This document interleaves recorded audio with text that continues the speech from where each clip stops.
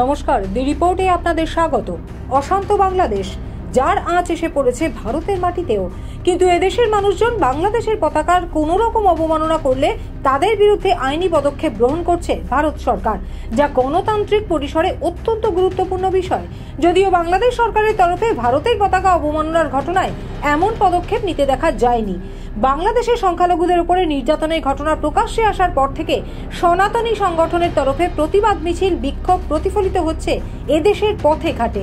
আর এদিন বাংলাদেশের জাতীয় পতাকা অবমাননা করার অভিযোগে উত্তর 24 পরগনা জেলার বারাসত রেল স্টেশন থেকে 3 যুবককে গ্রেপ্তার করল বারাসত থানার পুলিশ।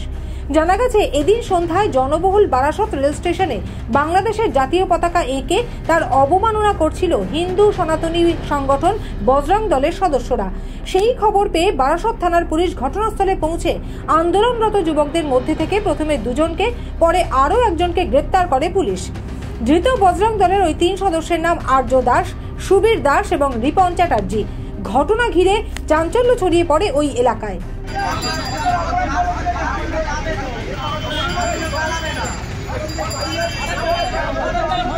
বাংলাদেশের পতাকা আঁকতে গিয়ে অ্যারেস্ট হচ্ছে।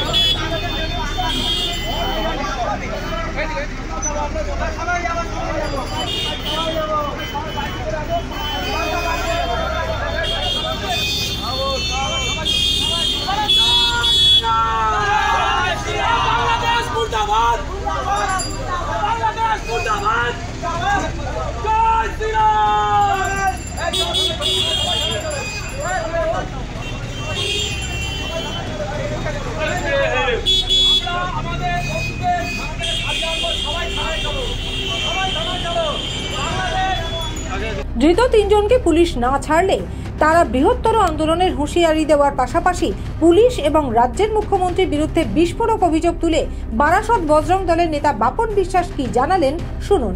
আপনারা তো দেখেছেন যে বাংলাদেশে ভারতের পতাকা কলেজে ঢোকা হচ্ছে, করা হচ্ছে। তার প্রতিবাদে আজকে আমাদের কিছু যুব ভাইরা একসাথে মিলে আমাদের গায়ের আগুন ফুটছে। সেন্ট্রাল কোনো ব্যবস্থা নিচ্ছে না, আমাদের গায়ের আগুন ফুটছে। আমরা সেই জায়গাতে আজকে বারাসাত প্ল্যাটফর্মের পাশে আমরা জাতীয় বাংলাদেশের পতাকা আঁকছিলাম, একে সেটা হচ্ছিল। আর স্টেশনের যে সিঁড়িটা ওঠে ওখানে আমরা মানে বাংলাদেশের পতাকা আঁকছিলাম। তখন আমাদের বারাসাত থানার অফিসাররা গিয়ে আমাদের সহযোদ্ধাদেরকে অ্যারেস্ট করে নিয়ে এসছে।